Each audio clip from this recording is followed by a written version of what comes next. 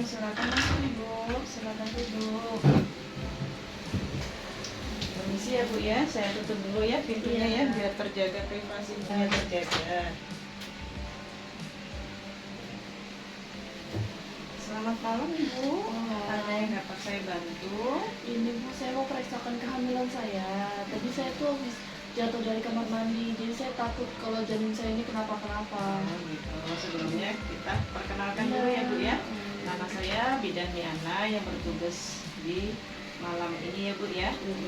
Ibu tadi dianterin siapa ke sini? Sama suami. Oh sama suaminya. Suaminya di mana Bu? Lagi beli makan tadi Oh di ya luar. sudah, enggak apa-apa. Tadi ada keluhan ya Bu ya. Iya. Ibunya hamil, terus habis jatuh ya. Oh, oke, nanti kita sambil nunggu suaminya, nanti kita periksa dulu ya Bu ya. Oke, silakan ibunya balik.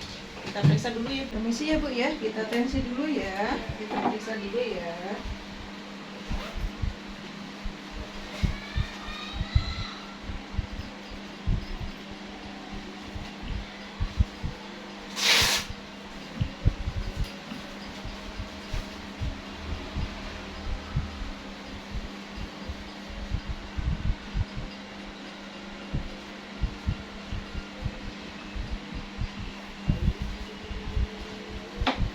Kok bisa jatuh tadi Bu? Gimana Bu ceritanya Bu? Iya, licin tadi kamar mandi. Kamar mandinya licin ya Bu ya. Nanti lain kali hati-hati ya Bu ya, karena ibu hamil, jadi harus hati-hati ya.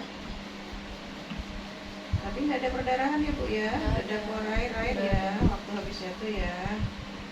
Oke, bagus aja Bu tensinya.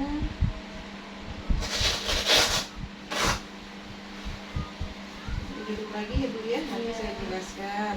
Oke. Terima kasih ya Bu ya. Tadi sudah saya periksa, tadi dengan Ibu siapa? Ibu Tiara. Ibu Tiara, umurnya berapa? 21 tahun. 21 tahun ya Bu ya. Ini hamil anak keberapa Ibu? Anak pertama. Anak pertama. Sesuai aja ya Bu ya. Dari usia kehamilannya ya, 16 minggu ya sekarang. Tadi tensinya 110/80, suhunya 36 derajat Celcius. Respirasinya 22 kali per menit, nadinya 84 kali per menit. Jadi yang Ibu alami ini yaitu trauma kehamilan ya Bu. Nanti Ibu jangan trauma ya. Nanti saya bantu untuk memperjelas lagi Pemkes tentang trauma kehamilan. Nanti saya ada leaflet ya Bu ya. Nanti saya jelaskan, nanti bisa dibawa pulang juga leafletnya ya. Nanti kalau misalnya ibunya nggak paham, bisa nanya lagi ya Bu ya. Ini kita ada leaflet ya Bu ya. Jadi ini sangat membantu Ibu ya. Nah, di dalam kehamilan itu Ibu intinya nggak boleh trauma ya Bu ya, karena Ibu tadi jatuh ya. Nanti kedepannya harus hati-hati ya kalau ke kamar mandi ya, karena licin, harus hati-hati ya. Jadi trauma kehamilan di sini diartikan yaitu suatu tekanan. Ini ada leaflet ya Bu ya, bisa kita sharing sambil dibaca nantinya ya. Jadi trauma kehamilan di sini adalah suatu tekanan atau perlukaan yang ditimbulkan baik oleh benda tajam maupun benda tumpul yang dapat mencederai janin maupun ibu itu sendiri, yang dapat berdampak pada trauma secara fisik ataupun psikis ya pada ibunya tadi. Karena ibunya jatuh, otomatis ibunya cemas, ketakutan tadi ya yang ibu alami ya.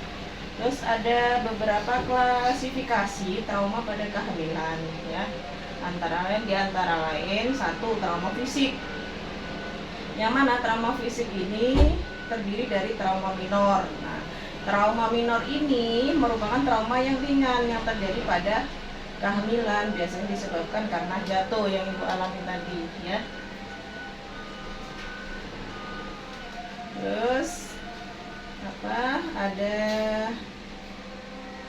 biasanya disebabkan karena jatuh tadi, terus pukulan langsung ke perut dan kecelakaan kendaraan bermotor.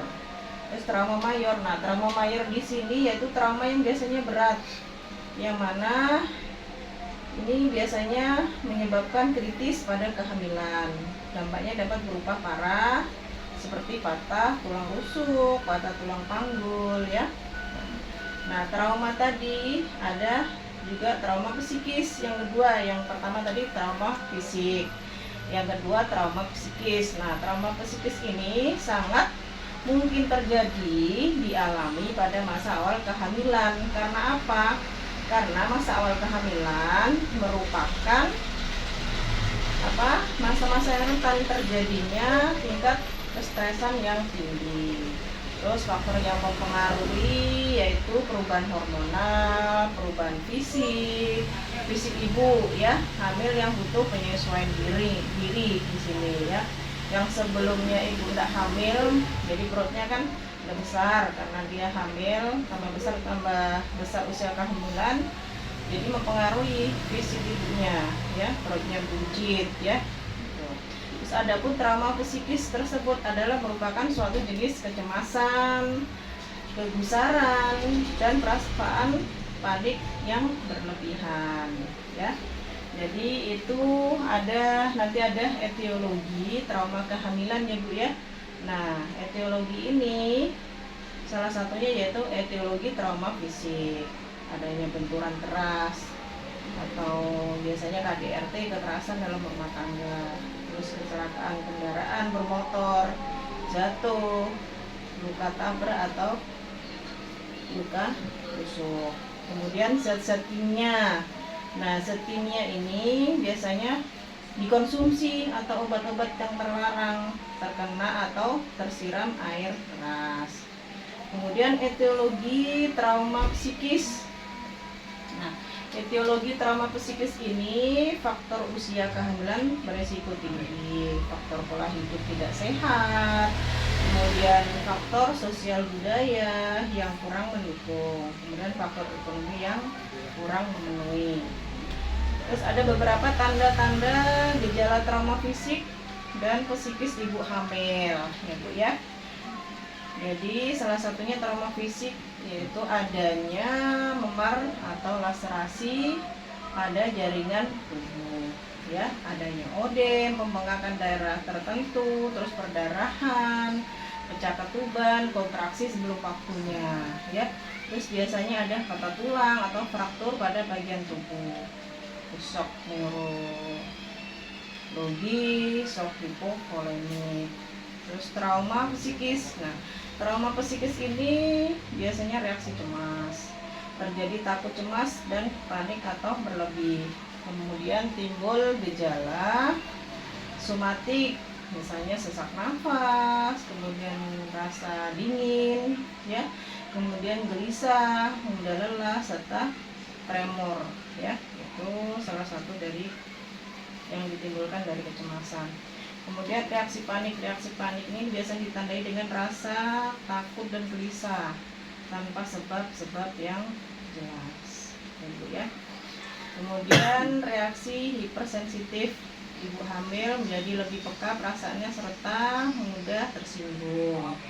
Kemudian ada beberapa pengaruh dampak trauma pada kehamilan, yaitu salah satunya trauma fisik tadi. Ini biasanya memicu timbulnya abortus atau keguguran, terus memicu timbulnya perdarahan pada kehamilan. Kemudian trauma psikis, yang mana trauma psikis ini mempengaruhi perasaan sedih, frustasi yang berkepanjangan dan mengakibatkan depresi pada ibunya, ya. Terus ada beberapa pencegahan trauma kehamilan, yaitu satu, pencegahan trauma fisik. Nah, di pencegahan trauma fisik ini periksa kehamilannya secara teratur. Gunanya apa? Gunanya untuk memantau perkembangan janin waktu di dalam kandungan ibu, ya. Terus yang kedua yaitu mencegah trauma psikis. Nah, trauma psikis misalnya ibunya bisa mencari informasi seperti kehamilan, perubahan yang terjadi dalam diri ibu, dan ada beberapa hal yang perlu dihindari agar janin tumbuh sehat, ya. Sebelumnya ibu sudah pernah mendengar yang beberapa trauma ini apa belum ya Bu ya. Jadi Pampers ini sangat bermanfaat bagi ibunya ya. Nanti untuk kedepannya ibunya lebih hati-hati lagi dalam menjaga kehamilannya ya Bu ya. Sekiranya ibu ada yang kurang paham atau belum mengerti dengan penjelasan yang saya berikan, Sudah paham. ya nanti bisa disampaikan kepada suaminya ya. Tadi karena suaminya ada izin sebentar jadi nggak bisa ikut mendengarkan Pampers yang saya berikan ya Bu ya. Terima kasih ya Bu ya atas kunjungannya, semoga ilmunya bermanfaat, sehat bayinya dan sehat ibunya. Nanti leafletnya bisa ibu bawa pulang, bisa sambil dibaca-baca ya, buat informasi, buat tambah ilmu ya. Nanti kita next kunjungan berikutnya karena usia kehamilannya 16 minggu, jadi 1 bulan ya Bu ya dari kunjungan sekarang. Izin dokumentasi dulu ya Bu ya. Tanggal 19 Juli tahun 2023 jam 20 dengan Nyonya Tiara, umur 21 tahun, kehamilan pertama, usia kehamilan 16 minggu. Telah diperiksa, tensinya 110/80, suhunya 36 derajat Celcius, nadinya 84 kali per menit, respirasinya 22 kali per menit. Di sini telah diberikan Pampers tentang trauma kehamilan. Dan Ibu Tiara sudah paham dan mengerti tentang Pampers ini, tertanda bidan anak. Terima kasih ya Bu ya atas kunjungannya. Sebentar saya carikan leafletnya dulu, nanti bisa dibaca-baca ya Bu ya di rumah ya.